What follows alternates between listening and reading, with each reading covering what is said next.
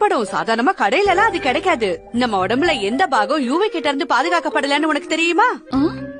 நம்மளோட கழுத்து தான். என்கிட்ட ஒரு நெக் கவர் கூட இருக்கு. உனக்கு வேணுமா? என்னது நெக் கவரா? கேக்கும் போதே நல்லா இருக்கே. சாக்கோபினா செம்ம சூப்பரா இருக்குப்பா. பிரமாதம். உனக்கும் வேணுமா ஹிமாவரி? ஆகாடே, அவசரப்படக்கூடாது. முதல்ல கைய கழுவுனியா? என்னம்மா இது கோலம்? இன்னைக்கு சீக்கிரம் வீட்டுக்கு போறோம். ஏதாவது வாங்கிட்டு போலாமே. ஹே ஷின்சான்,